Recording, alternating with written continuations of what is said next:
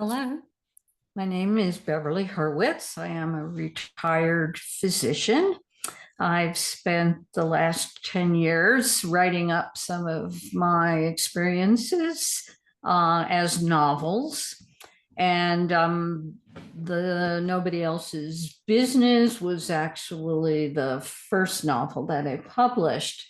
And I just give you a little background as to what motivated my writing this story. Um, when I did subspecialty training in neurology, I actually specialized in people who had multiple handicaps in addition to their neurologic impairment. One of the assignments that I was given during that training was to provide primary care to young adults who at the time were living in a residential facility because they required constant 24-hour care. And the unit of young adults that I took care of, not quite two dozen individuals, were age 16 to 30. Most of them were blind. Most of them were deaf. None of them had any kind of mobility. Most of them required gastric feeding tubes in order to be nourished. Their lives consisted of the mental health aides that worked for this facility, putting them on tables in the morning where they got showered. Most of them didn't have functional intestines, so they often required enemas.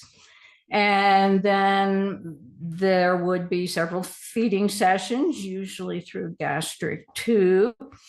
And there would be television on in the unit. Some of them maybe could see a little bit. You could tell that if you stood in front of the TV, they kind of looked around you, although they were cortically blind. And this is the 1980s, before we had magnetic resonant imaging.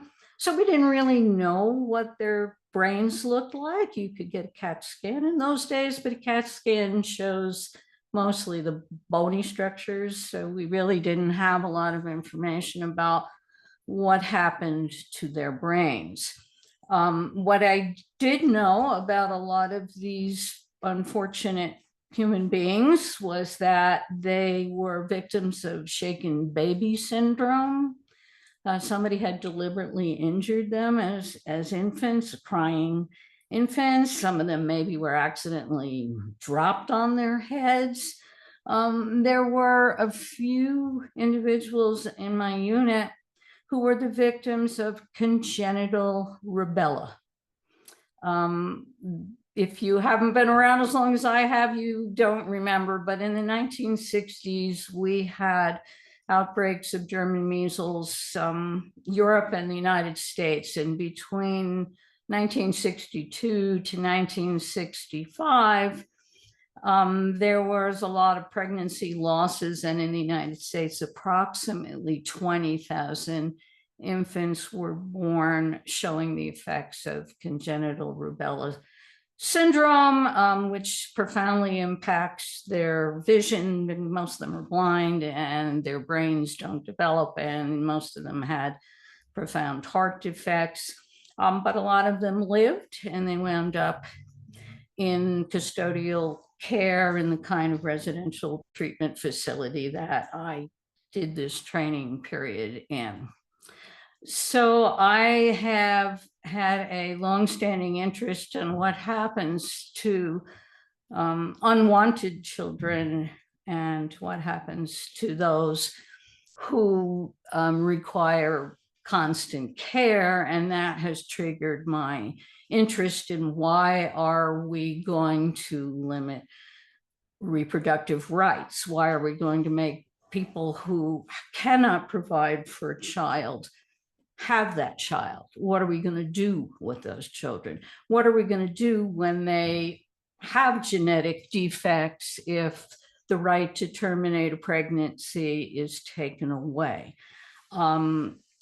There was a period in the United States history before the age of antibiotics. We had had World War I. We had lost a lot of our people. And there were a lot of orphans running around the streets of our big cities. Women who had to go to work could not take care of their children when they lost their husbands. There was no safety nets really in this time period. And what the cities did was they put these kids on trains and sent them out to the West where farmers didn't have enough labor. We'll get, because these orphan gangs were basically living on the streets and trying to survive. So they were robbing everybody, trying to get money, trying to get food. And so let's just get rid of them. Let's just send them out all to the farmers. Well, you put a 12-year-old sophisticated city kid who's been living on the streets his whole life on some farm and try to turn him into a laborer. And it didn't work out very well for the kids or the farmers. So in as much as your last speaker addressed the issues of, I want to have children, but I can't, my book, the Nobody Else's Business novel, addresses the issue as, I'm pregnant, I cannot provide for a child. What's going to become of my child? And so that's what prompted me to write the book. And it looks a little bit at the history of contraception, which is very interestingly being revived right now.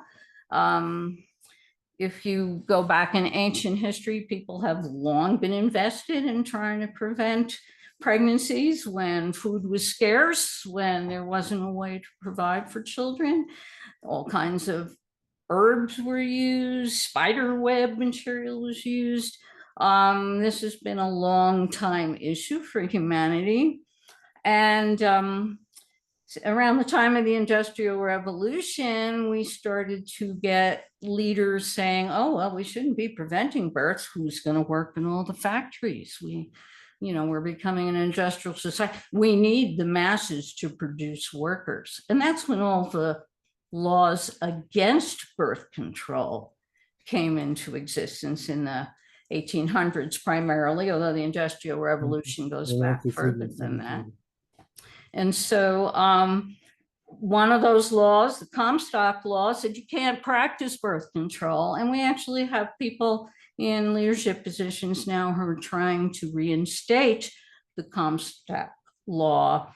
In the United States, citizens actually didn't have the right to use birth control until the 1950s. It was illegal prior to then because of this spillover of, we must make sure everybody's born so we have enough laborers in our factories and farms. And so, yeah, it looks like we do have a nation that's heading back to everybody shall be, whether we can care for these children or not. Nobody's going to have the right to make their own reproductive decisions anymore.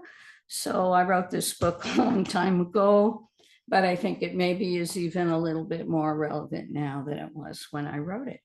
And I thank you for the opportunity to present it.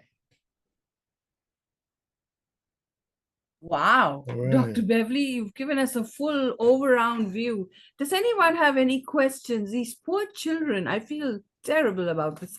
And does anyone have any questions for Dr. Beverly? And Dr. Beverly will be on tonight and tomorrow with her. She's done a lot of books that are amazing.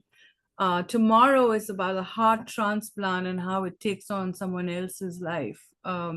And so we have some other books as well. But any particular questions on this? Okay, I'm going to bring Elton now to wrap us up. And thank you, Dr. Beverly. I know it was an effort to get on. How is your sister doing? I'm still waiting for the latest report. Thank you. We will continue to pray for her. Thank you so much. Yes. Okay, I'm going to bring Elton now to end us with the session.